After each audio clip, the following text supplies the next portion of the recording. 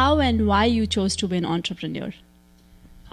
So it was actually not that hard. I think so. I graduated from college in 2003, which is when the first bubble kind of popped. And I got to my first job, and I'm not saying anything bad about my first company at all, but I was put in a cube with four walls, and I'm a pretty short person, so I can't really see over any of the walls. And I'm sitting there thinking, this is really not what I want to do. And luckily, I had friends at the time who were a little more involved in the entrepreneurial area, like the field in the valley, and two friends, Seth and Elaine, were like, let's start something. I was like, well, sure, why not? It's nothing to lose. And so I think the itch started around then. I mean, it was kind of something like being around the valley in college, you can see that it's possible, and then once you see someone else do it, you're like, well, they could do it.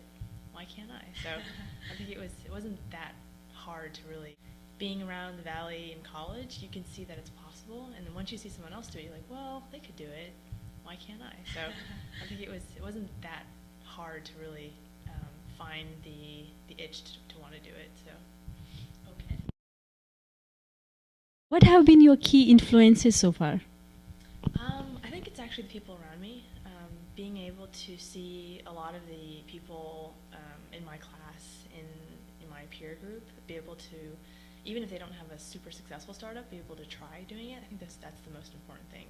I think for me, I learn a lot by doing, not by reading or watching TV or things like that. So when I see people actually do something, it's very inspirational for me to say, oh, they did it that way. If they could do it, I could try too. Because it's not like I'm any stupider or any. It just seems like we're peers, and so they could help me and I can help them, and it just seems like once you see someone do it, you could do it yourself.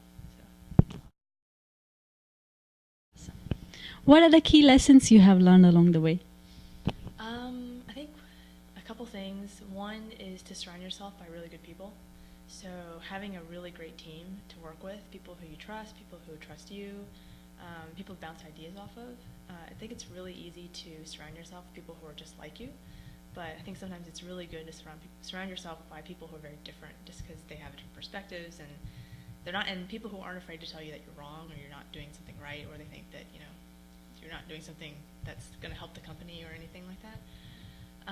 I guess the other thing is that being able to work with a lot of different people is really important, because just learning that skill, being a really great team member, makes a huge difference. I think a lot of venture capitalists these days will look at a team more than the idea of the team, just because they know if they have a really great team and if the idea doesn't work out, there's another idea that can come along, and the team can work together and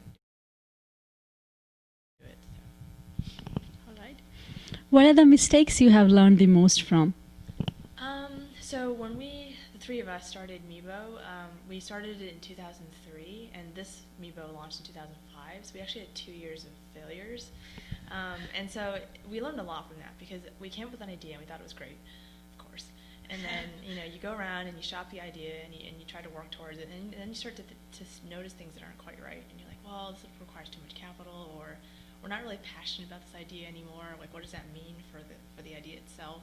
And so we tried launching 2 projects prior to this Meebo. They were actually all called Meebo, completely different ideas, but both of them failed. Like we never got to launch stage. It just kind of fell apart. And so I took each one pretty hard personally, just because I was like ready to quit my first job and become an entrepreneur, but I'm like, oh, I got to start all over again.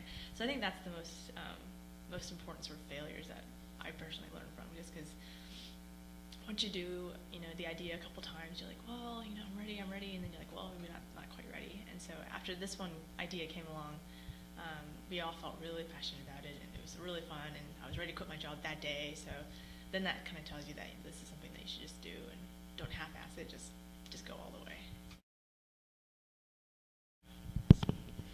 Any advice you would like to give to our budding entrepreneurs?